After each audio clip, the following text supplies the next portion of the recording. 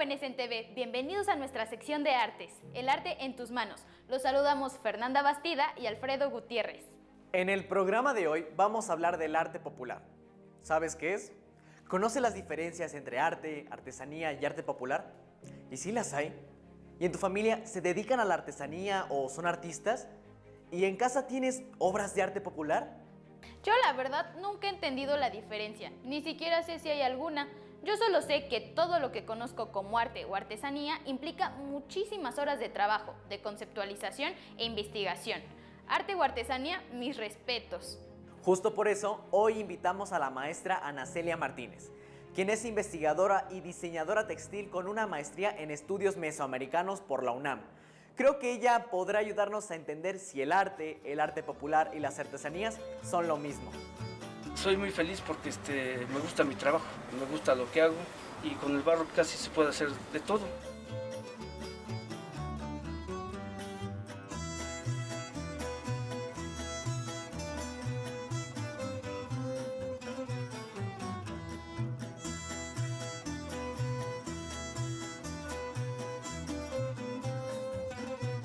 Yo amo mi trabajo, vivo de mi trabajo, soy reconocido por mi trabajo y aparte lo hago con mucho gusto. Ya están cocidos, ya si se les cae el agua no les pasa nada. Son caprichos del horno, de que salga así. A veces si uno quisiera que saliera con este acabado, no se da porque son caprichos del horno y eso depende de qué tanto le toque o le llegue la flama o el calor para poder cocer una pieza de estas.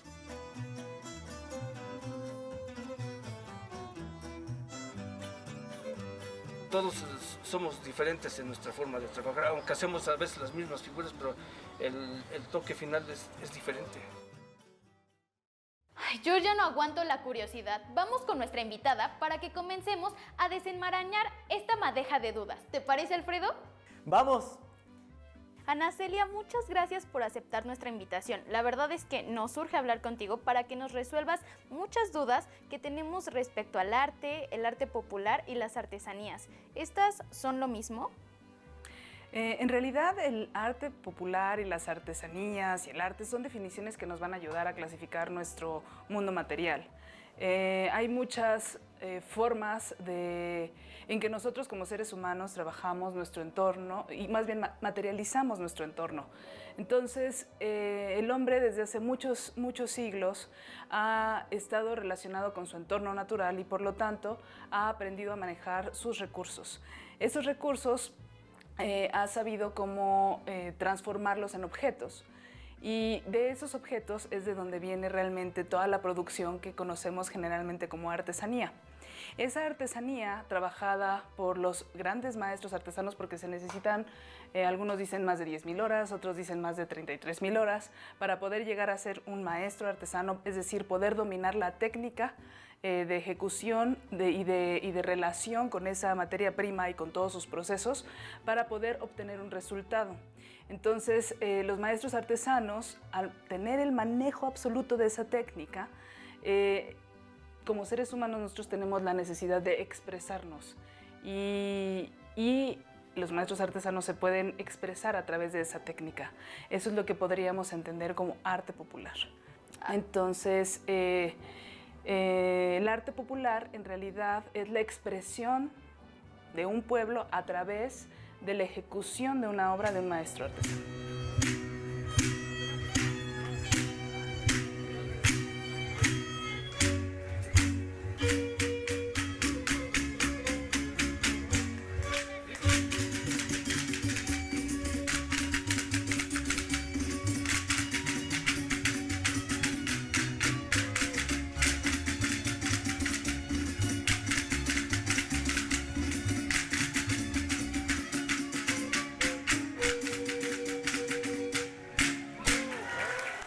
Hay arte popular, por ejemplo, el arte popular podríamos encontrarlo en el teatro, en las danzas, ¿no? Porque hay también obras teatrales que se hacen en relación con toda la comunidad. Por ejemplo, hay una danza que se llama Los Chayacates en Colima, en Ixtlahuacán, Colima, y cada año ejecutan una obra en todo el pueblo y esa obra dura aproximadamente de 2 a 3 días. Entonces, lo que ocurre aquí es de que también podemos verlo en las fiestas, en la música, en la pirotecnia, en las danzas. En sí mismo, el arte popular es todo lo que también le puede estar dando vida a un pueblo y podemos tener arte popular de uso diario, podemos tener arte popular de uso ritual y también arte popular que pueda ser ornamental simplemente. Entonces podríamos hablar que esa podría ser una especie de clasificación tal vez. ¿Por qué a veces se le conoce como arte utilitario? Porque se utiliza, lo podemos usar en nuestra vida diaria, entonces es la manera en que nosotros hacemos nuestros objetos más bellos. Le agregamos esa parte estética y podemos hacer que también de alguna manera esos objetos nos representen, ¿no? Representen nuestra ideología, nuestra cosmovisión, nuestra cultura, nuestro entorno. De hecho, los países que tienen más alto nivel de bioculturalidad a nivel mundial, la bioculturalidad es esa relación que tiene el humano con la naturaleza y que a través de ella ha producido diferentes bienes y beneficios para el mismo. Y claro que hay una relación íntima. Nosotros somos el segundo país con mayor bioculturalidad a nivel mundial y esta diversidad que nos da nuestro entorno nos permite que los diferentes grupos que se han extendido a lo largo de nuestro país tengan diferentes materias primas con las que se tengan que enfrentar y con las que tengan que trabajar. Este es el fruto de la ceiba. Esta ceiba seguramente en muchos de sus tierras la tienen, sobre todo la podemos encontrar en Jalisco, en Colima, en Guerrero, en Morelos, en Yucatán, Chiapas, etcétera, etcétera, en Oaxaca, ¿no? Y cuando las ceibas sacan sus frutos y abren sus frutos, generalmente muestran esta cara, ¿no? Y esto es un algodón, es una fibra muy suave, muy ligerita, que al final de cuentas puede ayudarnos para poder hacer rellenos de colchones, de almohadas, etc. Es una fibra que nos va a permitir, de hecho en la época prehispánica se utilizaba, y se utilizaba como relleno de unos trajes que se llamaban ixcahuipili. Estos ixcahuipili son trajes de guerrero, que es una especie de chaleco con el algodón que todos conocemos convencionalmente, que se hila y se teje por afuera como funda, y de relleno tenían estas fibras de pochote que, capitonadas y muy presionadas, permitían proteger a los guerreros. Entonces, esto es uno de los recursos que tenemos en nuestro país como patrimonio biocultural. Es una fibra muy ligerita y que también se puede hilar. El nombre internacional de esta fibra es capoc. También se puede conocer como pochote, algodón de la ceiba o capoc. ¿Podríamos considerar que estos objetos son cultura? Totalmente, porque todo lo que produce el hombre, todo lo que atañe el hombre es cultura, y aparte todo el tiempo está cambiando. Entonces también no nos tenemos que asustar si de repente vemos cosas a lo mejor de plástico o en un altar de muertos, por ejemplo, porque es también parte de la vida cotidiana de la gente que sigue viviendo ese arte popular y esas artesanías.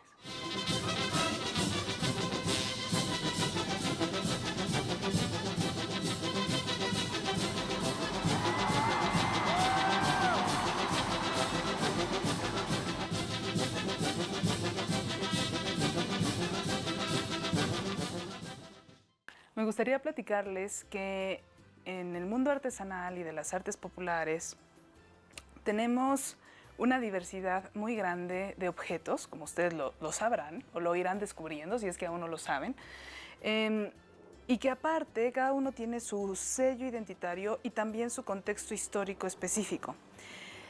Podemos tener, por ejemplo, piezas que puedan estar relacionadas con las fibras de cestería, con tejido de cestería, que pueden venir de más de 3000 años de antigüedad, ¿no? Que tal vez los cazadores recolectores estuvieron desarrollando para poder crear cestas y poder trasladar sus enseres y sus bienes de un lugar a otro.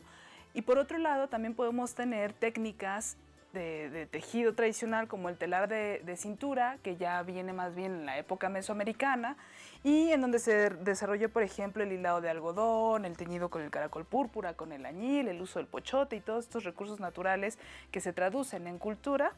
Y podemos tener entonces prendas de tradición indígena, ¿sí? De estas comunidades originarias y que siguen manteniendo un conocimiento ancestral que probablemente viene desde la época prehispánica, desde Mesoamérica. Y también por otro lado vamos a poder tener piezas como por ejemplo los rebozos, ¿no? Estos rebozos que vienen, que surgen sobre todo en la época virreinal, con la intersección de varias culturas, representando por ejemplo al continente asiático, a los mismos pueblos mesoamericanos originarios con el mamali y también al continente europeo. También vamos a tener otro tipo de trabajos, como por ejemplo los bordados, que ahora ya podemos ver muchos bordados de máquinas, ¿sí? Con el que se hacen, por ejemplo, los hipiles y demás, pero los bordados propiamente en sí se empezaron a trabajar también ya con mayor profundidad en la época virreinal, por toda esta herencia tanto de Europa como de Asia. Y vamos a tener también materias primas bien interesantes, como no sé, la lengua de vaca, que es una sansevieria, es una planta de la cual al sacar la fibra va a extraerse, a procesarse, se va a extraer una fibra con la cual se pueden hacer hamacas. Estas las siguen haciendo en Yucatán, son las hamacas de lengua de vaca o sansevieria.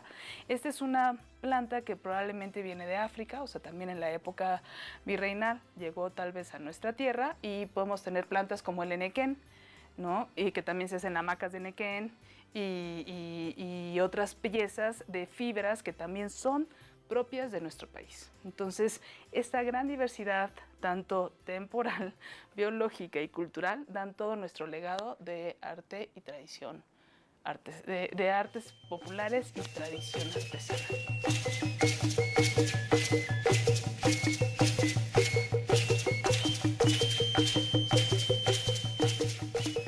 Las tradiciones también son algo muy peculiar de los seres humanos. Y finalmente lo que ocurre con las tradiciones es de que son consensos que vamos haciendo los seres humanos para ir celebrando, viviendo nuestro día a día, haciendo momentos especiales en nuestro haber, como por ejemplo alguna fiesta, y todo se va a relacionar también a nuestra creencia, a nuestro trabajo, a nuestra forma de vida. Y entonces todos estos procesos van a requerir objetos, y estos objetos están resueltos a través de nuestro mundo material y por lo tanto por la mano de, en este caso, les llamaríamos artesanos, que son los que hacen esta traducción de las materias primas naturales a los objetos. ¿Las tradiciones cambian? Efectivamente, totalmente van a cambiar porque todo lo que atañe al hombre cambia también.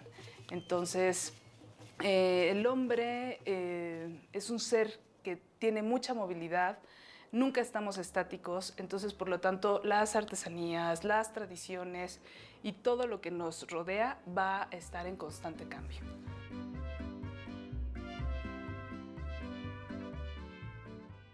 Hay piezas, hay momentos en la actualidad que al no reconocer todo el trabajo que los artesanos hacen, nosotros como sociedad, como país, al no reconocerlo, los artesanos no están generando la energía y el impulso para poder mantener nuestras tradiciones, nuestras artesanías y llevarlas a un nivel de evolución más amplio. Esto tendría que ver con mejorar las técnicas, con mejorar los instrumentos, mejorar o ampliar, por ejemplo, el catálogo de productos, primero que los satisfagan a ellos y no nada más a un público externo, que es muchas veces para lo que ahorita se está haciendo la artesanía. Aunque todavía, afortunadamente, hay muchas comunidades que siguen manteniendo esta producción para ellos mismos, para su uso diario, ritual y ornamental. En el mundo de las fibras naturales tenemos las fibras animales y vegetales. Dentro de las fibras vegetales vamos a tener las fibras suaves, semiduras y duras. Las fibras suaves son como el algodón o el pochote. Las fibras duras son las que se obtienen directamente de nuestro entorno natural, de hojas, de tallos, de cortezas, pero prácticamente se extraen de manera directa. Y también tenemos las fibras semiduras, que son todas estas. Todas estas son fibras semiduras porque también se utilizan para la textilería. Se pueden hacer hilos con ella, se pueden hacer textiles, se pueden tejer en telar de cintura, tanto como fibra como con hilo. Y son fibras que se extraen del interior de plantas, principalmente de hojas, tallos y cortezas. ¿Por qué es importante valorar este tipo de producto cultural? Porque es la herencia que tenemos como seres humanos en esta tierra. Todos estos objetos culturales que pueden estar en nuestra tierra son sinónimo de un legado de conocimientos depositado en ellos a través por muchas generaciones. Porque, por ejemplo, a lo mejor había hasta la comida y hasta la medicina tradicional también a veces tienden a entrar dentro de estos rubros, porque todo este conocimiento que ancestros nuestros han tenido, que a lo mejor tomaron una planta y se envenenaron y les costó literalmente la muerte, o fueron investigando más y de repente vieron que con eso se podían sanar. Entonces este tipo de conocimientos nos pueden, efectivamente son nuestro legado, porque ya ha pasado y ha estado trabajado y minuciosamente cuidado a través de muchas generaciones. A través de esta materia prima se puede extraer el color azul, pero esta materia prima viene de una planta. Esta planta la trabajan principalmente ahora en Iltepec. Este conocimiento de transformación, de poder sacar de una planta a poder llegar a un tinte, un pigmento puro ya, se da en Iltepec, Oaxaca, únicamente en nuestro país. Esta materia prima tintoria tiene todo un reto para poder transformarlo en tinte, para teñir sobre todo textiles, pero también se pueden teñir murales, se puede utilizar para las artes plásticas. Y todo ese conocimiento de traducción es un gran reto, y en México tenemos muchísimas recetas que nuestros maestros tintoreros conocen. Y también, afortunadamente, hay muchos maestros, como el maestro Raúl Pontón, que se han dedicado a investigar estos tintes a fondo. Igual la maestra Leticia Arroyo. O sea, afortunadamente tenemos todavía mucha tela de donde cortar. ¿Y lo valoramos en México? Mucha gente sí lo valoramos, pero hay muchos otros que algo que tú no conoces, no puedes valorarlo. No puedes cuidarlo, no puedes amarlo.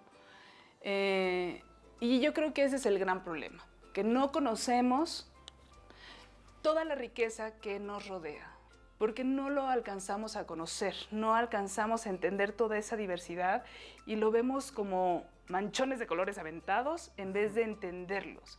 Y por eso es que creo que todos tenemos la responsabilidad de empezar a conocer y a profundizar en el trabajo que hace nuestra gente, que hacen los que están alrededor de nosotros, a lo mejor hasta nuestros abuelos, tíos, papás, o a lo mejor puede haber muchos niños que tienen también este trabajo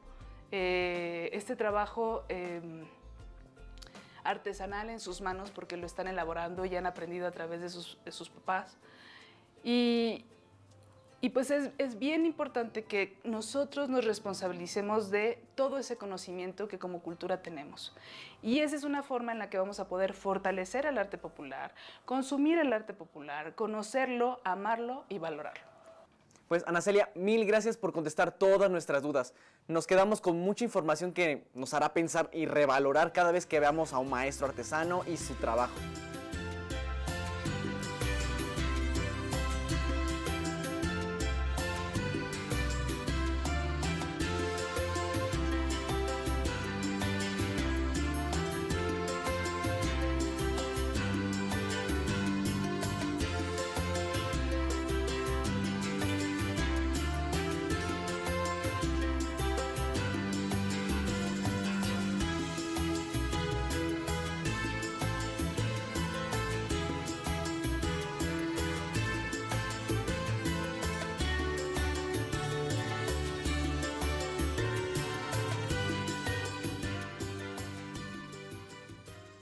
En estos talleres, cuando no hay pandemia, se hacen talleres de distintas técnicas para que el público en general aprenda a realizar artesanías. Y claro, también se realizan talleres de artesanos, para que puedan perfeccionar sus técnicas y aprender nuevas.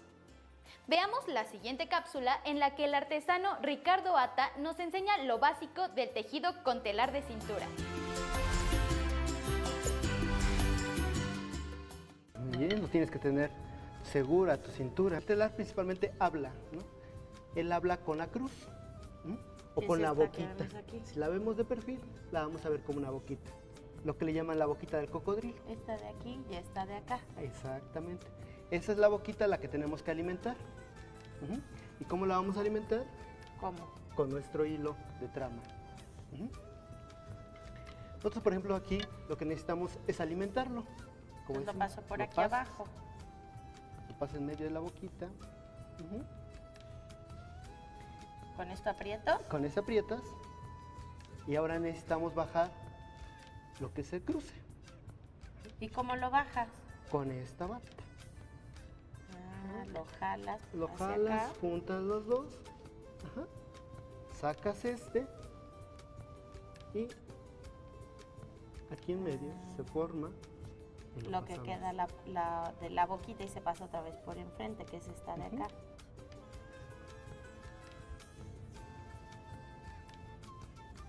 ¿Y esto lo vuelvo a jalar? Apretar. Me quedo feliz después del programa de hoy. Me siento llena de color, creatividad, delicadeza, tanto trabajo en todos los casos que acabamos de ver. Es importante conocer y valorar el trabajo que hay detrás de las artesanías mexicanas y cuando tengamos la oportunidad, pagar un precio justo. Si nos pusiéramos a pensar en el tiempo, esfuerzo, ingenio e imaginación que implica hacer cada pieza, incluso si somos conscientes de la historia y cosmovisión cultural que hay detrás, sabríamos que muchas de estas piezas son verdaderas obras de colección. Y por cierto, ¿en tu familia se dedican a la artesanía? ¿O qué tipo de obras producen? ¿Qué uso le dan a estas piezas? ¿Y tienes artesanías u objetos de arte popular? Cuéntanos, participa aquí en Jóvenes en TV, platícanos, opina y sugiere. Haz este programa con nosotros. Por hoy hemos terminado este programa de artes, el arte en tus manos. Te esperamos mañana con otra propuesta interesantísima. No lo dudes. Hasta la próxima. ¡Hasta la próxima!